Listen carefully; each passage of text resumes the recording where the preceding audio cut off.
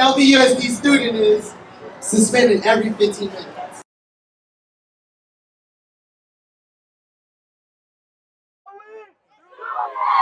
What do we want? Education! Who are we? Students! What do we want?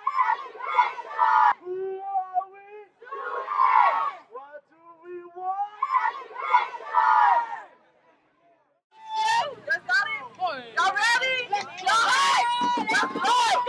Rock the resolution! Rock the resolution! Rock the resolution! Rock the resolution! Rock the resolution! Rock the resolution! Our students are the people of our tomorrow. They're going to pick up our legacy.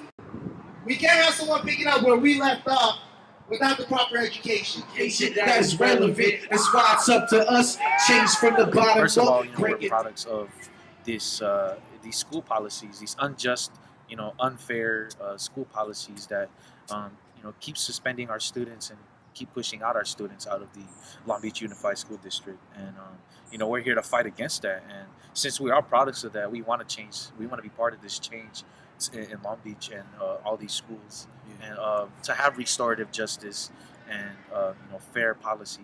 That was the scene outside of the Long Beach Unified School District last month when the Board of Education passed a resolution promoting positive alternatives to current school discipline policies. Good evening. Welcome to News Long Beach, a news talk TV magazine produced by Voice Waves in partnership with Palacio de Long Beach and the public access digital network PadNet. I'm your host, Andrea Sulsona, publisher and editor of Palacio, the only bilingual magazine in the city.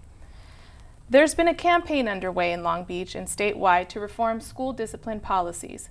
With us this evening to discuss the campaign, Every Student Matters, is Walter Brown, a youth organizer with Centro, and Robert Howard, a restorative justice specialist at Reid High School. Welcome. Thank you. Walter, let's start with the purpose of the Every Student Matters campaign. Can you talk about that? Yes, the purpose of the Every Student Matters campaign is to provide students with alternatives to suspension and expulsions, and also to keep students in class and in school, whereas to kicking them out of class and out of school so they miss their education. So what we're trying to do is implement restorative justice practices to get at the root cause of what the student is doing, like the root cause of the student's behavior and why that student is acting out. Okay. Let's take a look at the resolution that the Long Beach School Board passed.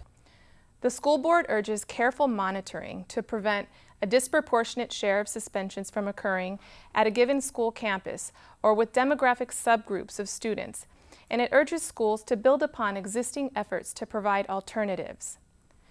But it doesn't say schools must do anything different. So I guess the question is, what will this change? For me, what it changes is the way the schools are looking at interactions and relationships. For me, I feel like a school is a community. It's a microcosm of our larger society, and it's all about relationships. So when something happens in the classroom, there's misbehavior, there's conflict, there's a theft, there's something serious going on. It's a fracturing of those relationships, the trust, and the job of a student, the job of a staff member or a teacher is a little tougher. Right. Restorative justice allows as a means to look at what's going on in that and how we make it as right as possible. So if we get into a conflict, what's the root cause of that, so we can move forward for the whole class, not just us, not just the teacher, but the whole school, the whole class. Okay, Robert, so you work at Reid and you practice restorative justice.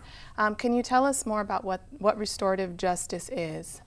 Restorative justice is a philosophy, it's a framework of doing things a little different, as opposed to when something occurs or conflict occurs or harm occurs in a community like a school, as opposed to just punishing, which basically gets someone out of the scene, like removal from the situation. It looks at another way of doing things. It asks different questions, it comes with different outcomes, and one of those outcomes is students staying in school and relationships being mended so that we can move forward.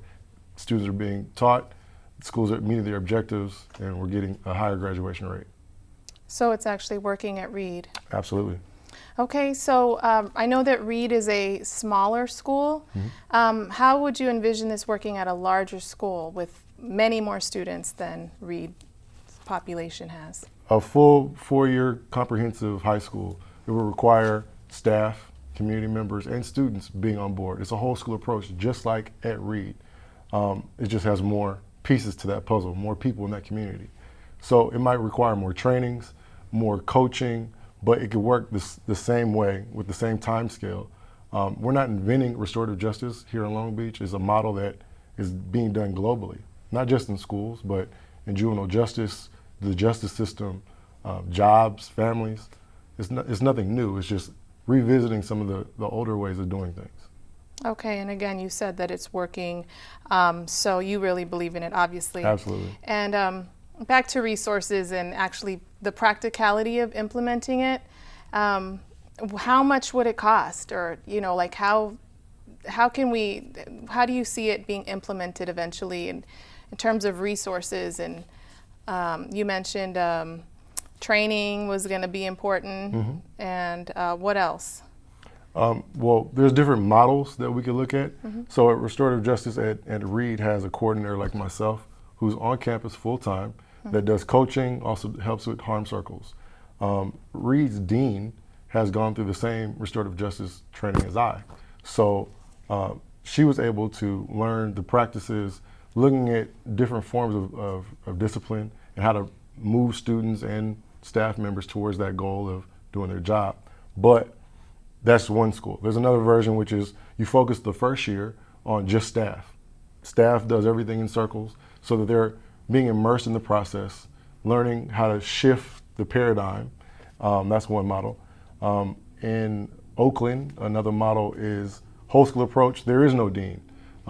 Anything that comes up with discipline is dealt with in a restorative way. So the dean is being replaced by a restorative justice employee through the district. The district hires that person. The district either trains or gets that employee trained in restorative practices. So there's different ways of doing it. The whole goal is to find out what the need is after an assessment and then making that work for the good of the community.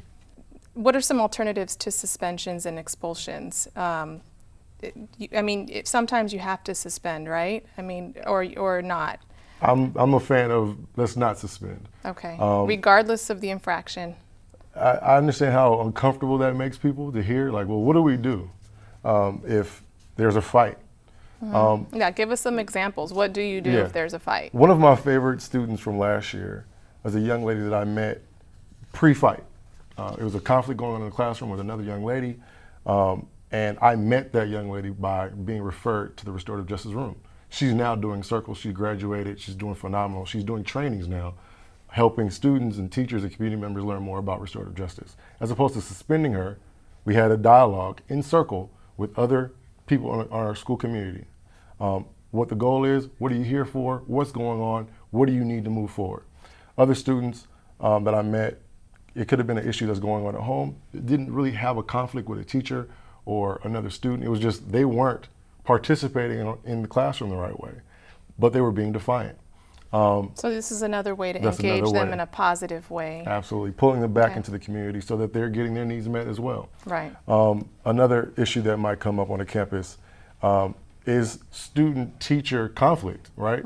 So as opposed to continuously having like an antagonistic or adversarial relationship of kicking a student out all the time because the teacher has that power. Right. And that student coming back trying to get their power, like, well, I'm gonna act up. I know she don't care about me or he doesn't care about me, so why am I even here? I'm walking in late, I'm walking in loud, I'm barely walking in. Right. We move forward with a dialogue in circle with a community of support, maybe a friend or a family member, like a parent. Right. And then the teacher might have a staff member or another student who might help that process of moving forward for everybody. Okay. What are the next steps for the Every Student Matters campaign? So pretty much the next steps in getting the win is implementing Every Student Matters and restorative justice and alternatives to suspensions in different high schools and middle schools, and taking the time to see, what works, what kind of approach we need to take, and kind of strategize a little bit where we, how we're going to implement it in high schools. Okay. Well, thank you both for joining us. It's been a pleasure to have you. Thank you. Thank you.